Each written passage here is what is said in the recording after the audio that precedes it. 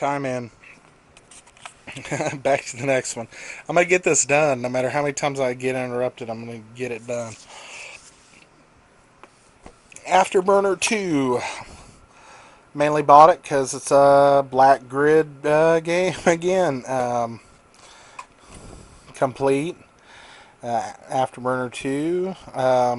Probably a pawn shopper. There was, there for a while, the pawn shop was a really cool place to pick up Genesis games. About a year and a half ago it was. You could get anything for about $2 at the pawn shop as far as um, Genesis games and stuff went. So the next one, Cyberball. This one was also a pawn shop purchase. Um, it's complete.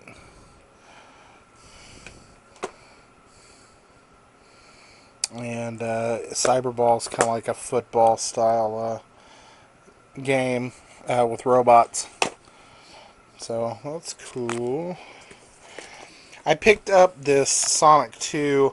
This is a retail version. Like I'd said a little bit ago, I need a not. I need one that's doesn't have the not for sale. This one is retail, at least as far as the case, and I think the instructions go. But the damn thing had some kind of sticker on it, and I took the hairdryer to it and stuff, but when I went to peel it off, when I first peeled it off, I ripped off about that much of it, and then I was like, fuck it, and I just peeled the whole thing off because I was pissed off. So, still looking to get a decent cart, retail cart for the Sonic 2. I wasn't a huge Sonic fan when I was a kid, but I'll explain that in a minute. This I did buy on Amazon, and it's a little bit harder to find at a decent price. Gauntlet 4. And the reason why I was so into this game, the artwork looks really similar to the Nintendo version and stuff, but the cool thing about this version of Gauntlet is there's actually like a story mode.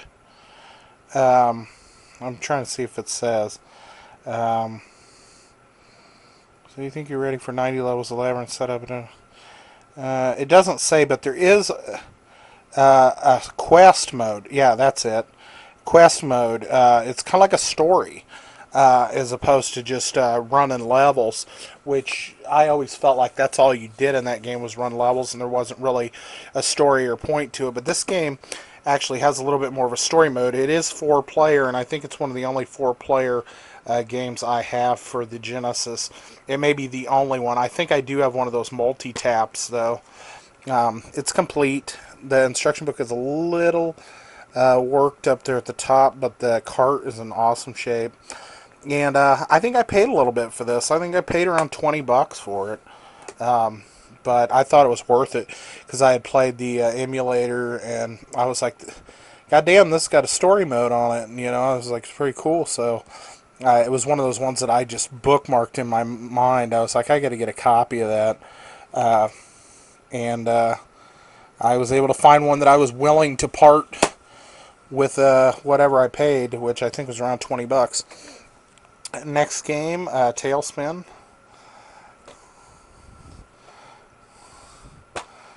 Black version. I don't know if they had another version, but the black box version. Instructions and game.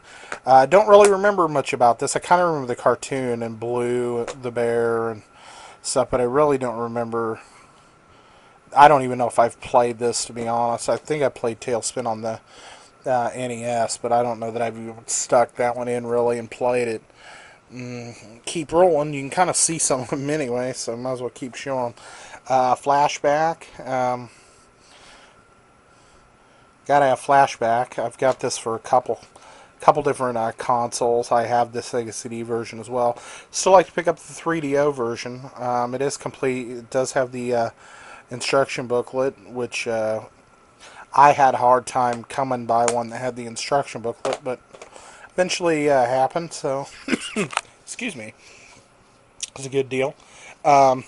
Next game, you may remember this one. I found a loose cart Hyperstone Heist and was able to go to coverproject.net and download the actual art, the case art, and I work at a printer, so I was able to print this off in high res color, and it looks spot on to the original one. Even the type isn't fuzzy or anything. You can read everything. Everything looks good. I think you would have a hard time even being able to tell that it's not the original. But I'm not going to pass it off. This is just for my collection. It's not like I'm trying to resell it and act like it's some, better version. Same thing with this. I just printed off like the cover of the instruction book to have something kind of in here as a little card. Nothing spectacular, but the game. So I think I paid $10 for the game, and I got it at vintage stock. This I got at Flea Mart, NBA Jam. Boom Shakalaka. Was never a huge NBA Jam fan, but that's because I prefer the 5-on-5 basketball mainly. But whatever. Made by Arena, another game made by Arena. So that's cool. We're getting close. I'm like keep kind of just recycling my enthusiasm here. On to the next one. We've got Castlevania Bloodlines. This one's missing the directions for sure, and I think I printed off the case artwork on this one too, because it's got a little bit of a red edge along here. You can kind of see that, like I didn't trim it well enough, and it is missing the directions. It does have a poster in here though. But Castlevania Bloodlines. That one's cool to have. I don't have either one of the Super Nintendo Castlevanias. Super Castlevania 4 and Dracula X are like ridiculous to get a hold of. Around here, they're like $20 loose cart, and I ain't gonna pay that. So, on to the next one. Cool Spot. Love the artwork on this. I played Spot on the NES, and I think I played this one a little bit. Side scroller. Complete. Score cool 7-up prizes. My mom's watching America's Got Talent, so I don't know what's going on. She's yelling from the other room. Next game, Hard Driving. This was one of the games my cousin played the shit out of. He might know. I don't know. Either this is from my cousin or I got it at vintage stock. And if I got it, it was cheap. But I'm thinking I got it at vintage stock. But they used to have it, and they played the hell out of it. Mainly because they would re-show, if you wrecked or finished the race or whatever, it would re-show it in a replay from kind of like a third-person point of view, even though you were inside the car. So when you wrecked, it would show like outside, and basically we always basically just tried to figure out who could wreck the best, and that's about all we did on this game is a wreck to try to see who came up with the best wreck. So complete. We're getting down to it. I haven't shown any of the ones from when I was a kid yet, but it's not like a huge amount. It's only about 15 games or so. Evander Holyfield Real Deal Boxing. I've had about 2 or 3 copies of this. I gave one to Goomba just as a bonus on a trade for that Beautiful Joe or whatever I traded him not too long ago. It's in basically pristine condition. I mean, because it just didn't ever get a lot of play. Ghostbusters. This one is another one that's a little sought after around here anyway, and it's a little hard to find one complete. I think this one's missing the directions, but we got the case art. And even this Ghostbusters disc cart is kind of worked. But, like I said, it's kind of a hard title to find at a decent price sometimes. So, and it's a fun game. I mean, you get to play some different buildings, and you go in, and it's not as tedious as the NES version. Okay, we got 4 left, and then we're gonna do the games I had from when I was a kid. A Jungle Book. Picked this up at the thrift store. Complete. Got a lot of Disney games. Actually, I didn't realize how many I actually have. Uh, I don't know. Super Monaco GP. Some dude. Art and Senna or something. Uh, I don't know. I don't know why I have this. I think maybe it was cheap and I got it at the flea mart for a couple bucks. No biggie. Sometimes car racing's kind of fun. Art of Fighting. I traded Vidium a couple of things a while back, and this was one of the games he traded me back. It's a game and case only, but Art of Fighting, and not too bad. I wasn't a huge Art of Fighting. I like Fatal Fury. I don't know why I don't have any Fatal Fury. I need to put that on my checklist. I used to love Fatal Fury almost as much as Street Fighter 2. That was before Samurai Showdown came to the home console. Mutant League Football, you may remember I picked this up not too long ago. Complete for 15. I think I picked it up at the same time as I picked up Final Fantasy 2. It is complete. Instruction booklet's got a rip, but it is complete as well. 80-something page instruction booklet, so... Alright, now we're down to the games that I got when I was a kid, or have had since I was a kid. We'll start with the Sonic 2, not for resale. Came in the Model 2 box with the game. I don't have my Model 2 box anymore. I tossed it about two moves ago before I got back into collecting. And, you know, what are you going to do? I tossed my Sega CD box as well. Next game, Sonic 3. This is a retail copy. Actually, back in the day when I was like 18 or 19, I was working as a supervisor at a fast food chain, the Hardee's restaurant or Carl's Jr. or whatever you call it. I was a supervisor, and I don't know, I got talking with a guy there, and he had bought the Sonic the Hedgehog 3, and he didn't like it, or his Genesis broke or something, and he just wanted to get some money for it.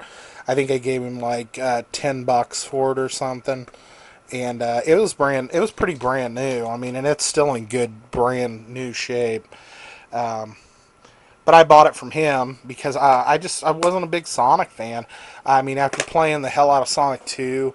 And 1, for that matter, I just didn't care. It's kind of like Mario games. I just don't really give a shit about Mario games and stuff. That franchise character, I just never really cared that much about. The games kind of felt. I mean, Sonic 3 is probably the cream of the crop as far as those three go. But and if I was going to stick one in, I'd probably stick Sonic 3 in. But it just doesn't do it for me. I don't know. I've never beaten Sonic 3. I think the only one I've actually beaten is 2. I think I might have beat 2. And I'm not saying I didn't use cheats even. I don't remember. Okay, here we go. This game I actually scored from Walmart when I was like 18 when they finally released it for the home console. And that game would be Mortal Kombat. This is the baby that really put the warning in the limelight. You know, the blood codes and the fatalities and stuff. And this was probably the third or fourth game I picked up. I think it was the fourth game I picked up. And actually I went into Walmart and I was walking back, and this is when they had a glass case. They have glass cases now, but this is when they just very first started with the glass cases. You used to be able just to walk up and pick them up right off the shelf, or they kept them behind the counter, and you would ask the guy if you could see one, and they'd pass it over the counter. but they started with this glass case. Well, they were stocking the case, and there was a box that probably held about, you know, at least a dozen copies of this game, Mortal Kombat, sitting there, and it was open. Like they had opened it with a box knife or something, and were stocking it, and got busy, and left it there open. And I saw it, and I was like, shit, because the game didn't come out for a week, like over a week. And what they were doing is they were going to stick them down below, and then they were going to pull them out and put them in the case the following week. And I asked the guy, I said, are those games for sale? And he goes, probably. And then he's like, um, if they're in the system, he said, if they're in the system, they're for sale, is what he said. So we took a copy of it up to the register, and it was already programmed in. I think it was $45 at the time, $45.99 or something. And he goes, yeah, it's $45.99, and I literally said I want it, and paid the guy and left immediately because I didn't want anybody realizing that he sold me this a week early, a week before release date. And it was funny because I was going to community college, and I had some buddies that were out there, and I went home and I played the shit out of it. And I never really played Mortal Kombat at the arcade. This is a long story, but I never really played Mortal Kombat at the arcade. I was more of a home console player, and I played the Nintendo and stuff. So I really didn't know that much about it, but I had gotten like an electronic game monthly that had all the fatality moves and everything listed in there. And I just went home and played my uncle I was living with at the time, that's 10 years my senior. At that time, I was 19, so he was only 29 himself. Um, came down, and we were just playing the shit out of it all night long. And the next day I went to school. I took it with me in my backpack to school, and these guys, we were talking about some shit, and I go, you guys gonna get Mortal Kombat when it comes out? And they're like, yeah. And this one guy's like, I've had that pre-ordered for 3 months, and was going on and on. And I go, well, check this out. I pulled it out, and everybody was grabbing for it, wanted to look at the case, wanted to look at the game and the instruction book, and they were all pissed that I had a copy a week early. And this one, especially the guy that had pre-ordered it, was like pissed because he's like, man, I've had that on pre-order for 3 months, and all this shit. And I was like, well, I go, you can go try it at Walmart. And he goes, no, I already paid for the pre-order. But Sub-Zero was my favorite character on here from the get-go, and he's still probably one of my favorite characters on the game series as a whole. So awesome game. Definitely one that's ingrained in the legacy of the Sega, because Super Nintendo wouldn't put blood in the game or the real fatalities, and then they realized how much money they lost. So next game, I got this at Toys R Us when I was a kid. Mortal 2. Went over there after work and picked it up. I remember coming home, and I never really played this one at the arcade either, but I never learned all the. I got good enough for a while that I could take Shang Tsung and switch into the different people, like turn into Sub-Zero or turn into Goro or turn into Liu Kang or whoever, and then you could use their moves. So and not Goro. Who was I thinking of? It don't matter. Anyway, I used to take Shang Tsung though, so I could switch. Oh, Baraka. Between everybody, so I could use whoever's powers I wanted, or use Shang Tsung's soul sucking ability, fatality or whatever. So I learned a couple of friendships, no big deal, and some fatalities for the main characters that I liked, and that was about it. So. But I did. This was my favorite, and probably still is my favorite Mortal Kombat out of the trilogy, which I basically consider the Mortal Kombat games that I remember from when I was a kid, and really I never really followed the Mortal Kombat series after 3. Um, so that's why I went ahead and picked 3 up at the pawn shop when I saw it, because I was like, might as well complete the trilogy on both consoles. So both of those are in great shape. Uh, I'm trying to work this out. This is one I got with the system when I bought it, and it's one of the reasons why I bought the system was X-Men. This game uh, was awesome. I think I rented it because I really think I couldn't afford to buy any other games right when I got the system. But within the next week when I got paid, I went out and I bought X-Men. Um, and this was one that I had rented, but it's just an awesome game. And I've never beat it. It's got that little glitch at the end of level 4. Not glitch, the little kind of fake out or whatever at the end of level 4 where it says you need to reset the computer, and you have to hit the actual reset button on the Genesis to reset the computer to go to level 5 or 6 or whatever. I always thought that little that little trick alone was worth the game. I still have the poster in here, the original poster, and the game itself. Special edition poster inside. Still have it. How you like those apples? That's from when I was a kid. This is probably the 3rd game I picked up, and then, like I said, the 4th game was probably Mortal Kombat. But the 3rd, of course, is Street Fighter 2 Special Champion Edition. Um, I picked this up, like I said, like 3rd or 4th. I played the shit out of this.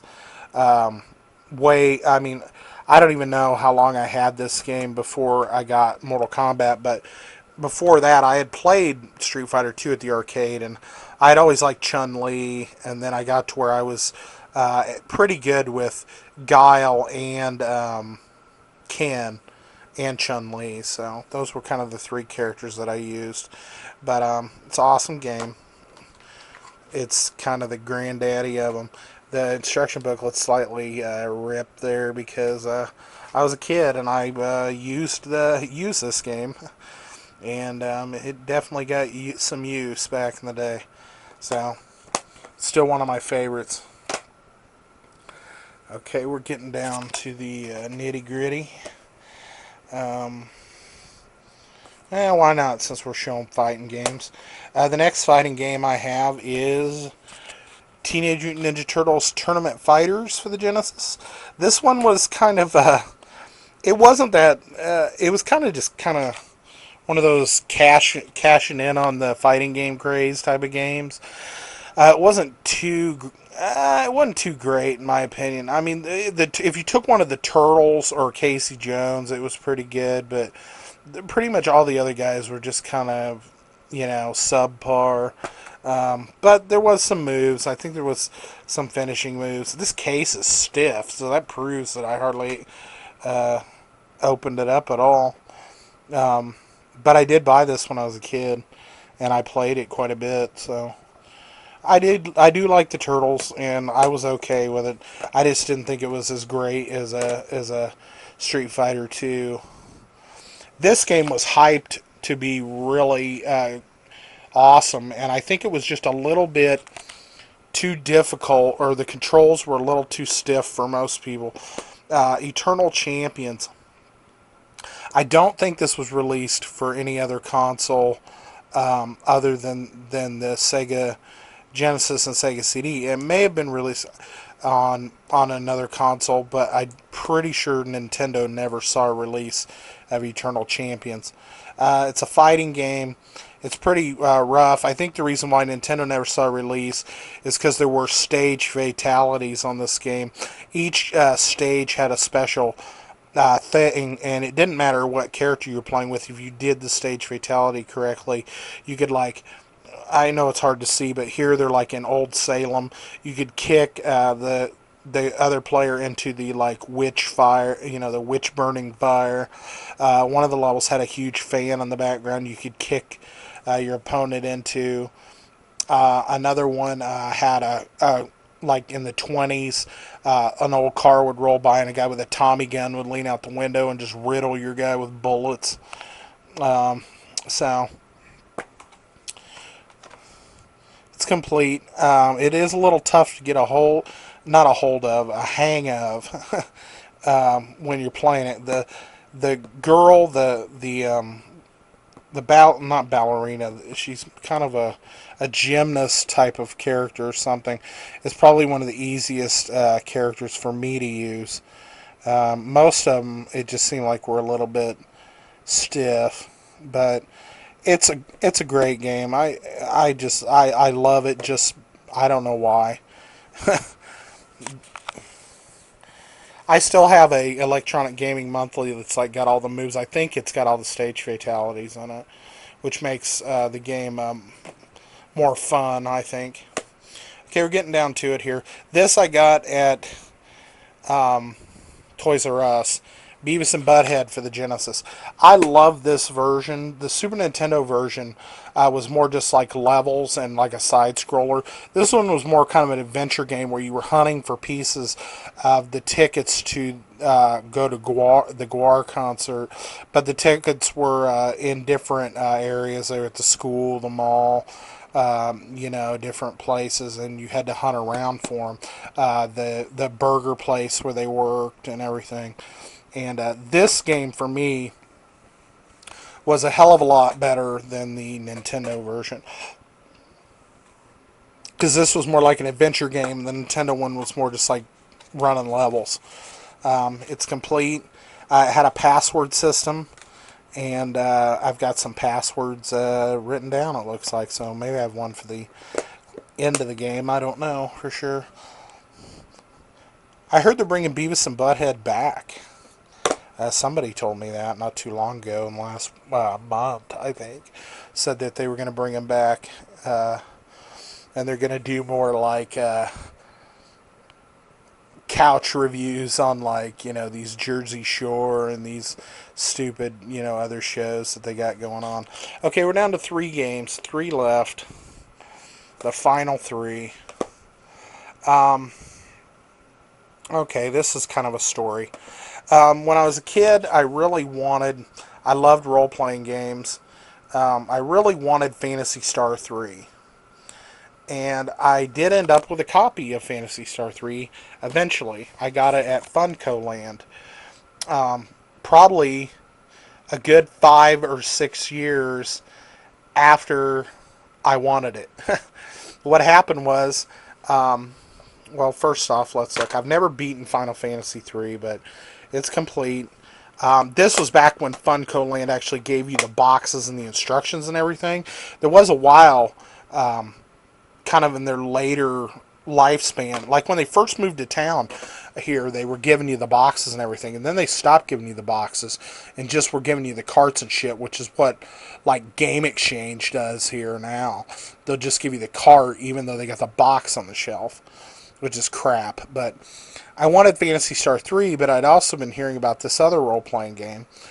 And I went out to the mall, and I think it was at a Babbage's, and they had Phantasy Star 3.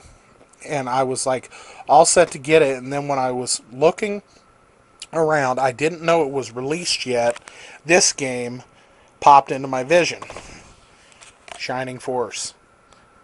And this game, just the way the fighting screens and stuff looked to me was way more appealing than the Phantasy Star screens.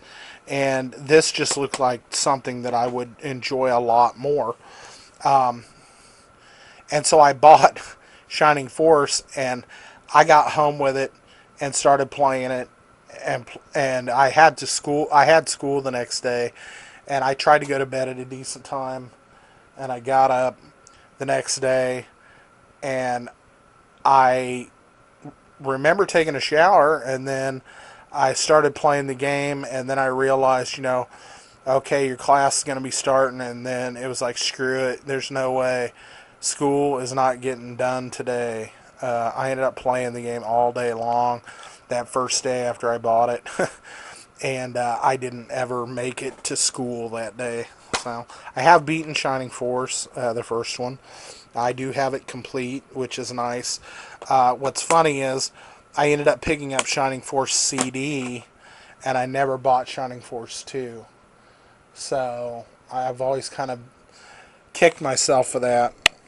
We have one game left. Okay, I'm going to finish this damn hodgepodge piece of piecemeal video here. I know it's probably, I don't even know. I don't even know if I'm going to do it in one bit or what. I'm starting to get frustrated because I keep getting interrupted. So, final game, Phantasy Star 4. I paid $89.99 for this. It's the most expensive cart game I ever bought. I bought it back in the day. I have beaten it. And I really liked the way you could combine your different character spells together to make a even greater spell. Like one person had like a wind spell, one person had a fire spell. You can make like a fire tornado or something. And it's the only one I ever finished. I think there's 3 planets you go to total. And it was expensive as hell. It's the most expensive game I've ever bought. And was it worth it? Yeah, I think so. But I don't think I would ever pay that again for a game. So, instruction book. Instruction book. Shining Force 2. Also available. Phantasy Star 4. Hey, it's 24 megs of fierce role-playing challenge. They love putting how many megs games were back in the day. 24 megs Street Fighter game. I saw there was another one I saw that had megs on it. I don't know. But anyway, folks, that's the collection. I don't know how many games that was. I've got a few loose carts. I know I've got one story of Bruce Lee. I think I've got some College Jam or something because I bought it for the case. Other than that, I don't know. I know I've got like another Strider and another Altered Beast and stuff because I bought the complete ones and I still had the loose cart. So, anyway, folks, I'm gonna sign off. This is the Genesis collection. This fucking hodgepodge video, piecemealed together, cluster crap. So I hope you enjoy it. That is my Genesis collection. For the most part, we'll say 99% of it. So maybe someday soon. I think when I hit 100 boxed NES games, we're gonna do a boxed NES collection vid or vids. I hate to do it in more than one vid because I know y'all don't want to watch it. The second video never gets the views, so I don't know. We'll see. We'll see what happens. Anyway, thanks for watching, folks, and I'm going to sign off. See you next video. Bye.